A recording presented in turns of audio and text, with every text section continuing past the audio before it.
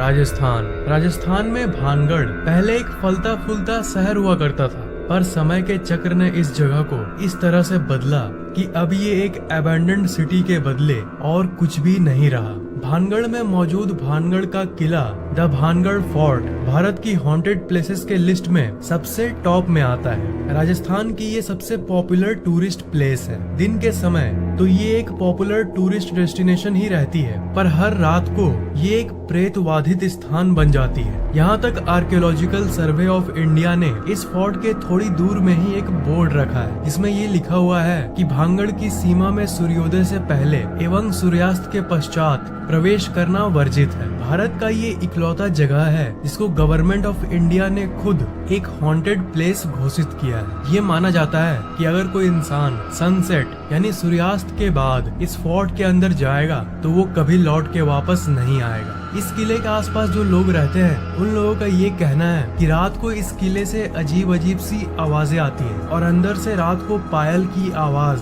और नाचने गाने की आवाज आती है। ऐसा मानो कि वहाँ पर आत्माएं कोई सेरेमनी मना रही हो। लोगों के हिसाब से यहाँ पर औरतों के चिल्लाने की और रोने की आवाज आती है, और कई लोगों ने तो अपनी आंखों से एक औरत को देखा है जो कि एक परफ्यूम की कंटेनर को लेकर इस किले के अंदर टहलती है, और पूरे किले से उस समय एक अजीब सी इत्र यानी परफ्यूम जैसी स्मेल आती है। इस किले की कहानी ये कहती है कि उस समय एक रानी हुआ करती थी जिनका नाम था रानी रत्नावती। कहा जाता है कि वो अपने समय की सबसे सुंदर रानियों में से एक थी। जब वो 18 साल की हुई तब बहुत सारे राजाएं शादी की इच्छा को लेकर इनके पास आए। उनमें से एक काला जादूगर था जिसकी रेपुटेशन बहुत खराब थी सोसाइटी में, और उसे पता था कि इतने बड़े रानी के साथ मेरी शादी नहीं हो सकती, पर वो उसे दिल से चाहता था और उसने ठान लिया था कि वो उस रानी को पाने के लिए कुछ भी कर सकता है। तो अपने इस मकसद को पूरा करने के लिए उसने उस विद्या का सहारा लिया जिसे वो सालों से सीखता आ रहा था, जो कि था ब्लैक मैजिक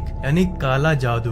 उसने सोचा कि वो काला जादू के सहारे रानी के दिल में अपने लिए प्यार जगा देगा। एक बार उस एंशिएंट बाजार में रानी की एक नौकर रानी के लिए इत्र यानी परफ्यूम खरीद रही थी। तब चुपके से उस काले जादूगर ने उस परफ्यूम के ऊपर कुछ मंत्र स्पेल कर दिया, जिससे वो परफ्यूम ऐसा बन गया कि जैसे ही वो रानी उस परफ्यूम का इस्तेमाल करती वैसे ही वो काला जादू काम करने लगता। पर किसी कारण के चलते या फिर रानी के जो गुप्तचर होते हैं उनके जरिए रानी को पता चल गया कि इस इत्र में काला जादू है। इस बात को जानने के बाद वो उस परफ्यूम को एक पत्थर के ऊपर जोर से फेंक दी और काला जादू उल्टा पड़ गया, जिसके असर से वो रॉक ऊपर पहाड़ से गिरते गिरते सीधा उस काला जादूगर के ऊपर आके गिर गया, और इसके चलते वो मरने लगा। मरने के ठीक पहले उसने इस पूरे भानगढ़ को श्राप दे दिया कि ये इलाका और ये किला एक दिन बर्बाद हो जाएगा। और आपको यकीन नहीं होगा कि इस घटना के बस 1 साल बाद ही यहाँ पर एक जंग छिड़ी और एक के बाद एक ऐसी घटना हुई कि यहाँ की सारी जनसंख्या